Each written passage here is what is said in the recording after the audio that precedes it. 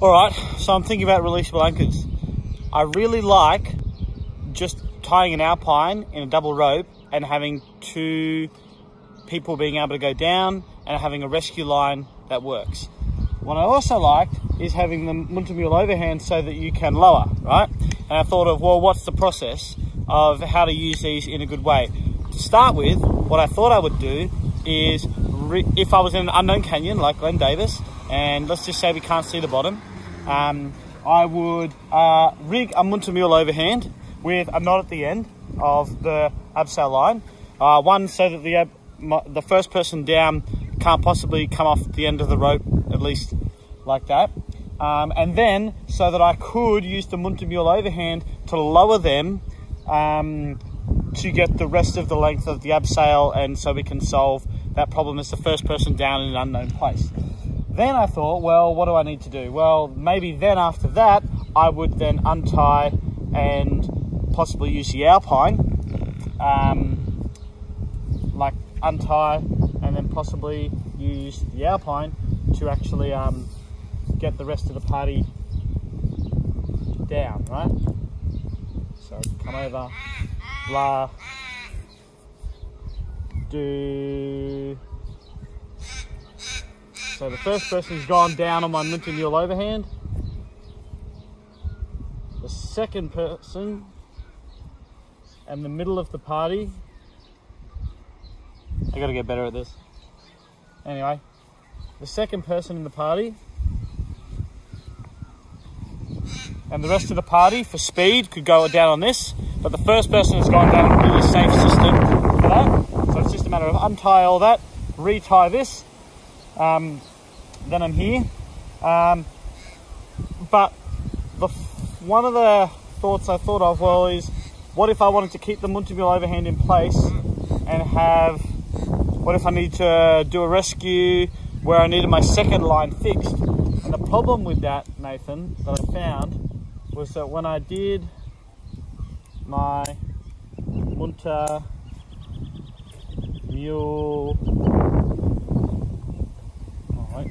there we go.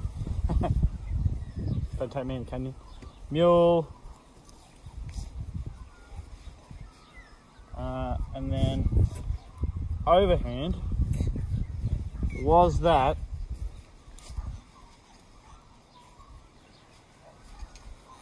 I can load the abseil line, right? But this line, okay, pick that up. So this is my line, it's all like asymmetric for this. But when I load the other end of the tail, I think it might have stretched the mule knot down as I loaded it. So, in my opinion, that wasn't ideal. So what I'll do is I'll just retie that, and I'll show you what I thought.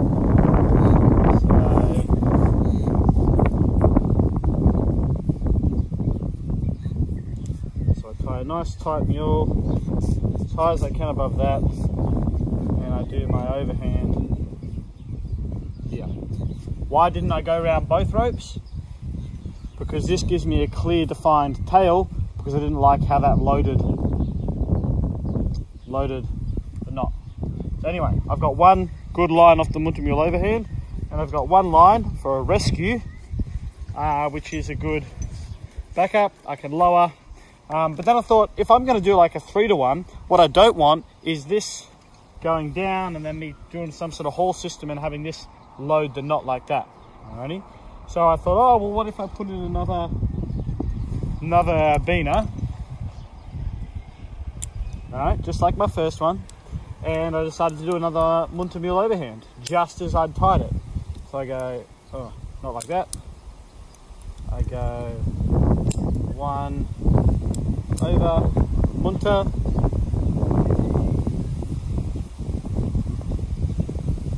mule,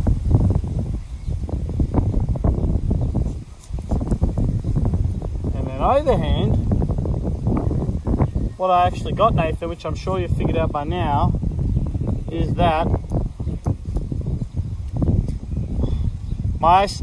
when I go on this, see there's my isolation loop, I don't know whether you can see it, there's the isolation loop. if I was to pull down on this, the abseil line, it would stretch that knot. Yeah? But the isolation loop is actually the loaded end. So I had to think, oh, well, what was it about the munter knot that actually made it, how could I pick which end was loaded if I had to put an isolation loop in between two munter-mule overhands? And I realised that it was actually this piece here, the piece obviously that goes down in between the U wrap of the munter, right? So I needed to be able to put that U in a different, I needed to put my abseil line in that. Why did it work on this? Well, because I could choose whatever line was loaded on that, whereas with this one, now I have to be more specific about how I head up. Oh, look at that, that's not even in. Don't let me abseil. Anyway, this is the right way to do it. So go through both of them, but what I need to do is I actually need to have my gate on the other side. Now, I have to have my gate on the other side. Maybe you could say, you know, in line with how the other one's loaded, or I don't know, think of some way to remember that. But the point is, then I can start to tie my onto hitch again. But what I do is I then pull my isolation loop to give me enough slack. Yeah, I give myself enough slack on my isolation loop to then tie my munter here. So I've still got a munter, see that? It's just the opposite direction to this. But my isolation loop is now on the tail. And what I can do is, because I've pulled enough up, I can tie off my mule like this.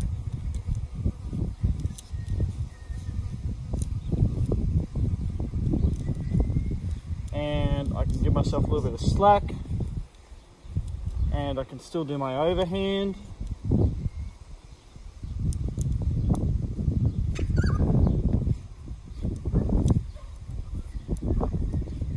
Boom. But now my isolation loop is coming out the top, and I like it coming out the top, which is why I only wrapped one.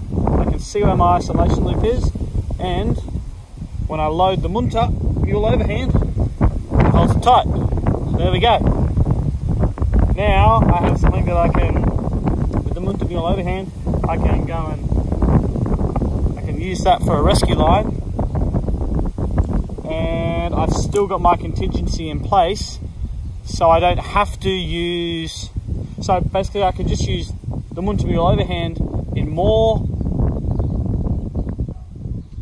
situations, and in the same situation as now what the alpine butterfly in just a double rope would give me, because I've now got two knots that can load really well. Yes, I used another anchor, I used another beaner. Gotta close that. Yes, I can use another beaner. I used to have to use another beaner, but it didn't, like, you know, that's only if I need to anchor this second one, I set it up. Otherwise, it's just a one-line setup. Yeah.